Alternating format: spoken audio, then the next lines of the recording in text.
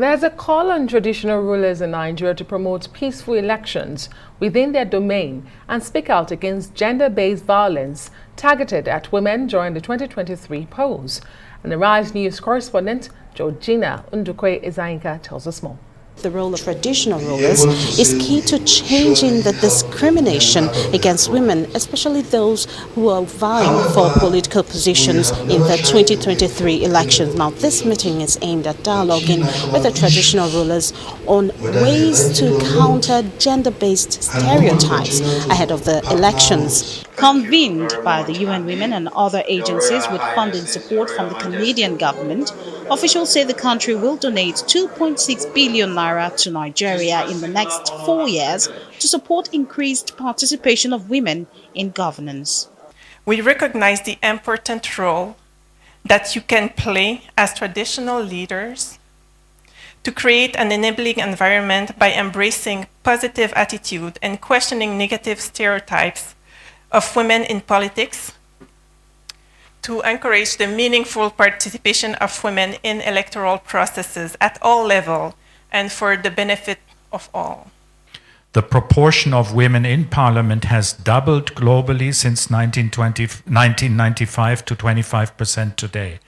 But unfortunately, this has not been the case in Nigeria yet. Here in this country, women's political representation has been on a steady decline, in fact, since 1999, with now only 3.8, so roughly 4% representation at the state and national parliament.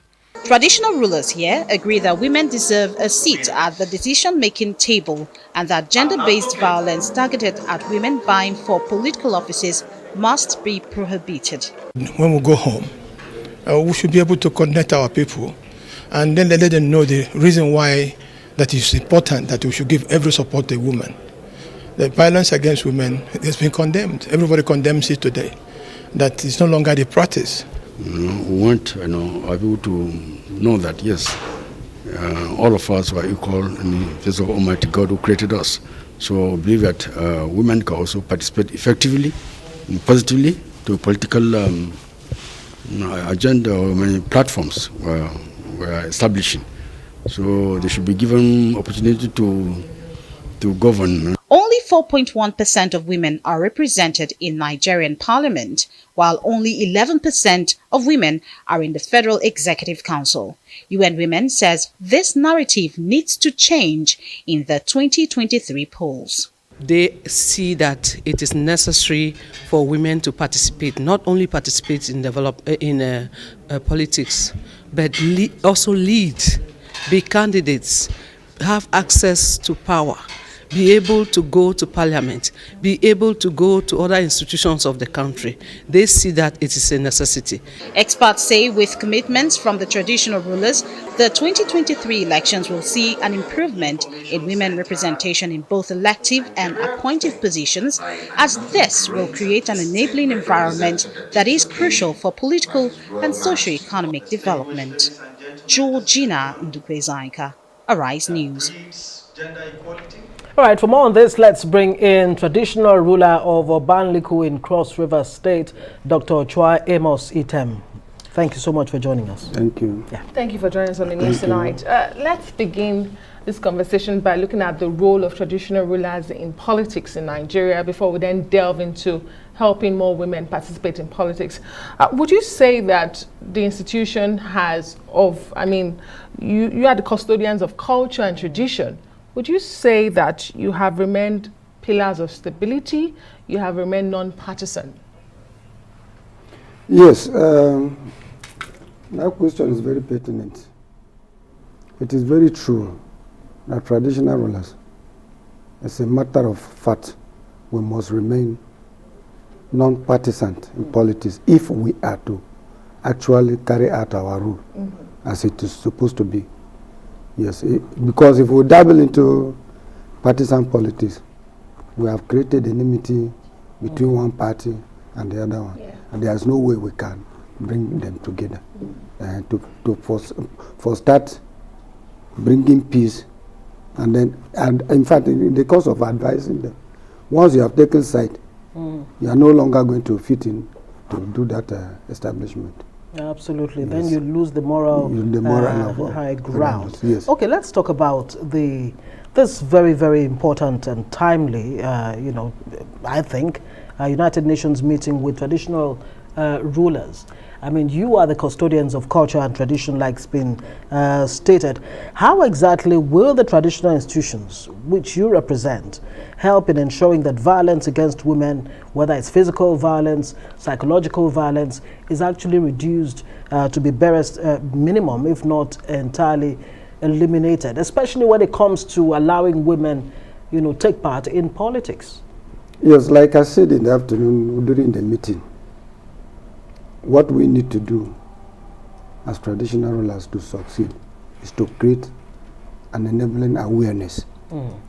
Once people are actually informed about what is happening, we will know. This gender-based violence is as old as human beings themselves.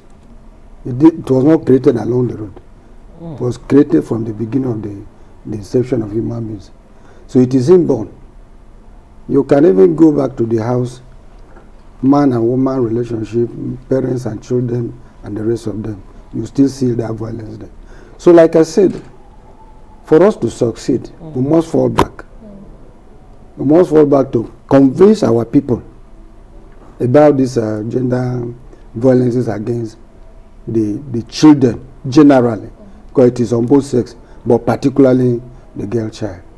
Educate our people, let them know that there is that equality between man and woman, irrespective of the physical features that differentiate us. We are the same.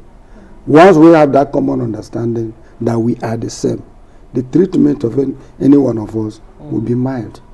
We will reduce it to the barest minimum, and so that we can, manage it and then bring out everybody from that area and give everybody his proper place as far as it's. But it will definitely take a lot. I mean, yes, as you said, definitely. It's as old as humanity itself. Yes. What are the tools that you would need to actually be able to practicalize the outcome of the meeting that you had, with the UN women? Yes. Were you able to state that? Yes, we would like to know. Yes. The steps we have agreed was one, like I said, create awareness.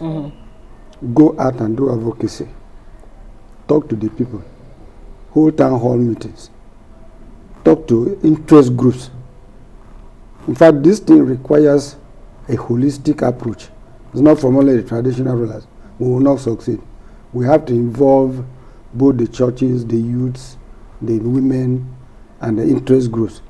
So as we talk along, these people disseminate this information to the corners and the crannies of the society.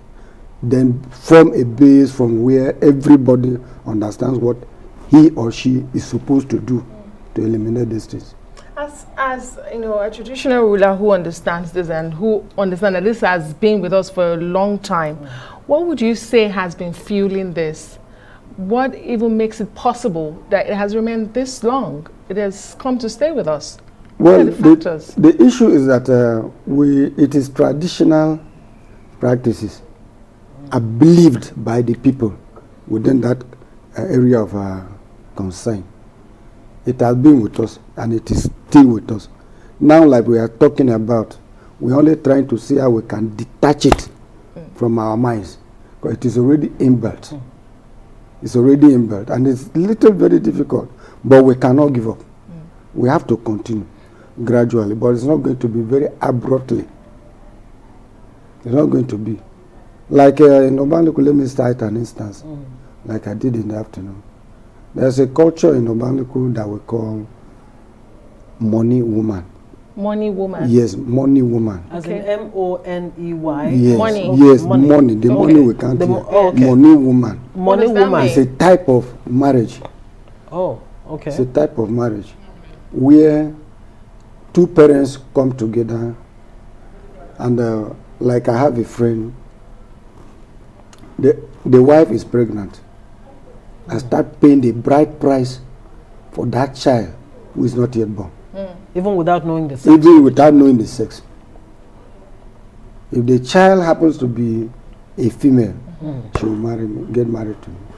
Okay. But peradventure, if that does not happen, I have to wait for another pregnancy.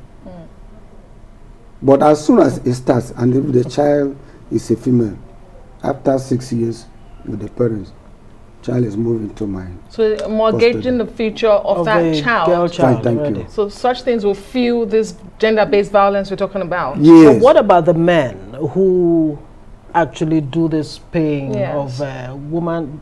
Money Money woman. woman. Money Money woman. woman. It could be as old as me. What it means is that the men actually need a lot of education Yes. and reorientation. Reorientation. So, like any I'm talking, plans in like that I'm direction? saying, Yes. we after noticing what we are talking about here, we went into advocacy.